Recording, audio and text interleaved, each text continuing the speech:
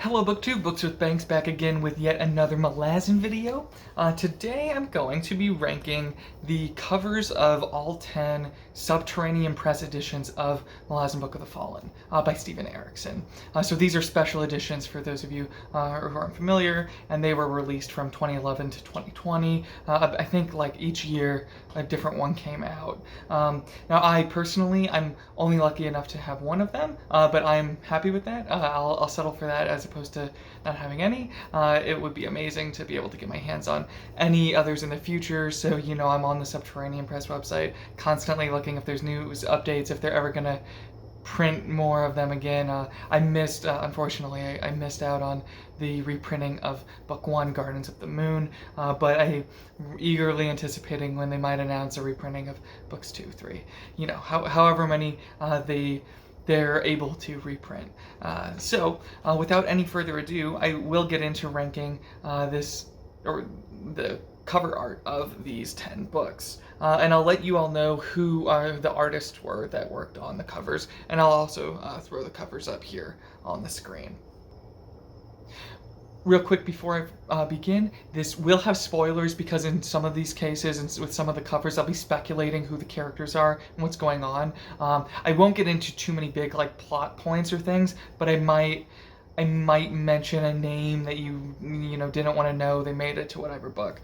So yeah, just bear that in mind. I'll say kind of a medium level spoilers. So here we go.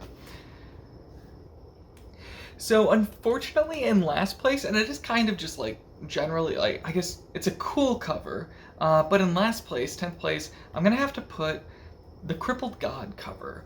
This is artwork by Michael Comark. This was released in 2020, and now I'm not exactly sure what is being depicted here. The white and blue kind of gives me ice vibes, so maybe the battle at the spire after like Hood shows up, maybe when the earthquakes are going down, maybe is this Lightfall, I'm not quite sure.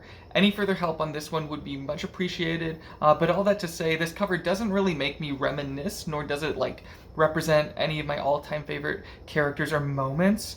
So it also kind of has a bit of like that Esselmut book look of like the last three novels of the Malazan Empire, where you have like a solitary figure on the cover looking away from us, and those are fine, but they're just not my favorites. This cover, don't get me wrong, it is lovely, but it just doesn't do that much for me personally. Okay, so then in 9th place, I'm gonna put the Midnight Tides cover, artwork by Lauren St. Ong. I apologize if I pronounced that wrong, Lauren St. Ong. This was released in 2015, and while I really enjoy like the Saren Pedic, Holbedict, and Baruch the Pale storyline, and while I think the art here is a great depiction of that storyline, it's also just not like the most exciting thing to be putting on the cover of a book, you know? At least I didn't find it as like the most exciting or engaging choice that they could have done for the cover of Midnight Tides, one of my favorite books in this series. I still love it, love this cover. Again, I love all of these, but it's not as exciting as like the 8 that I have ranked above it. Then in 8th place, I'm gonna put the House of Chains. This artwork is by Sam Burley. This came out in 2014.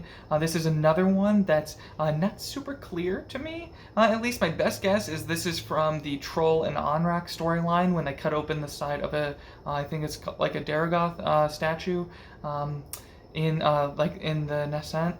Maybe that's what this is. It looks cool.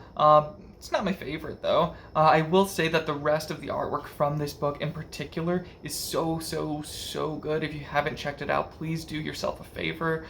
There's one piece of Tavor, and there's another one of Karsa, both easily two of my favorite depictions, pieces of art from any artwork that's come out of these Subterranean press editions, and they're both in this book, and they're both great characters too.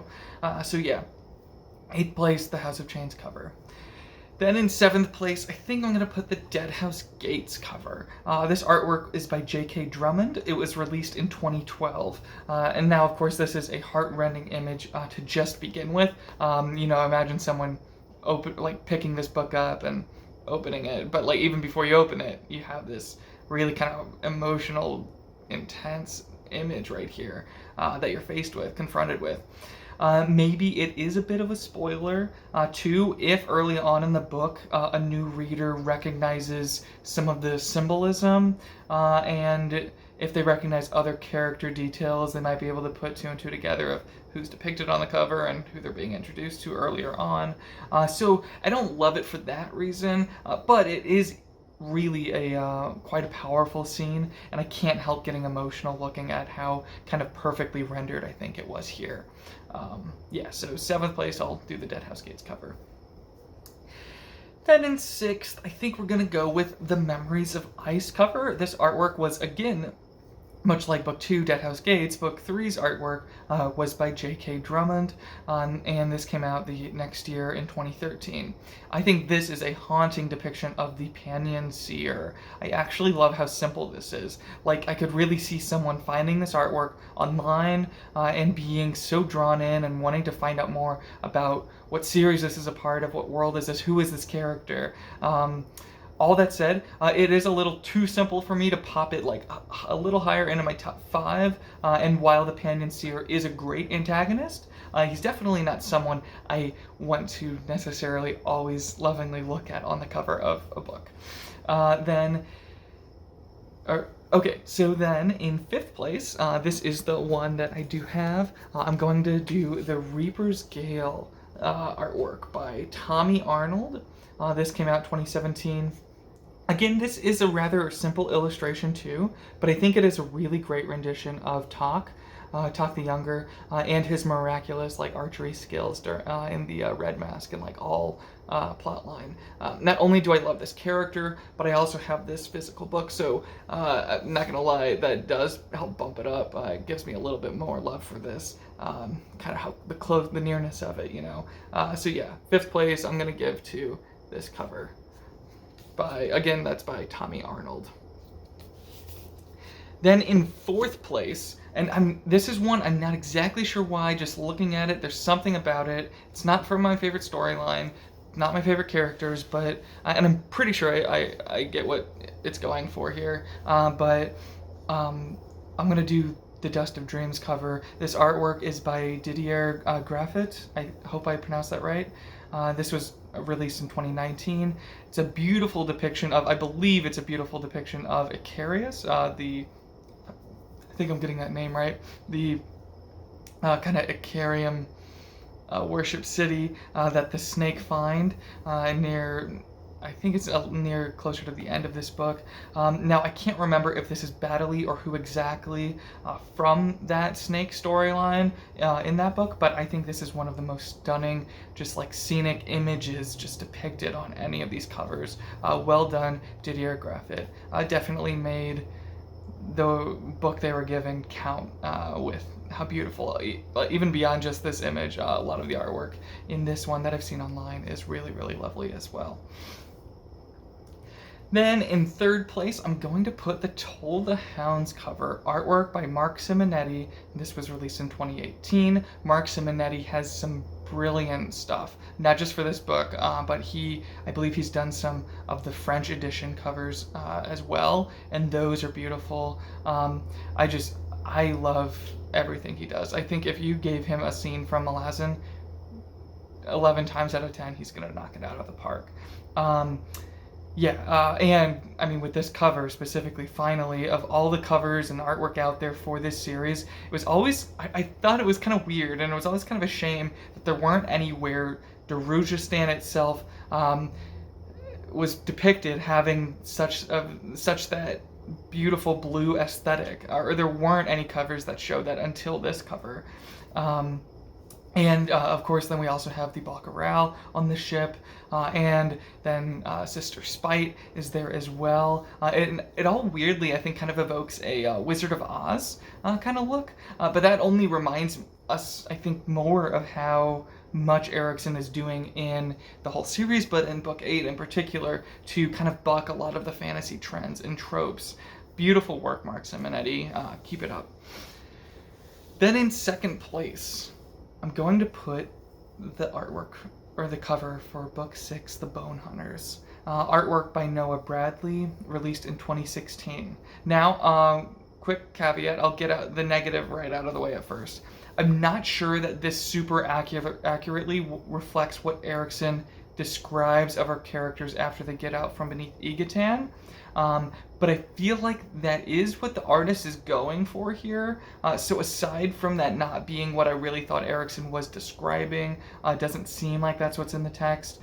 This scene is still so powerful. Whatever differences there are between this artistic interpretation and what's written on the page, whatever those differences, on one hand you have the artwork here that looks great, and on the other hand you have this scene that it reminds me of that is also an amazing scene. Again, despite those differences. Of course, you have the beautiful smoke and ashes rising from the flames of the city in the background, soldier carrying a child in the front, and if that isn't like a perfect fine point representation of what the series is all about, then I really don't know what is. So yeah, the cover for Book 6, Bonehunters, comes in second place. Again, that was Noah Bradley.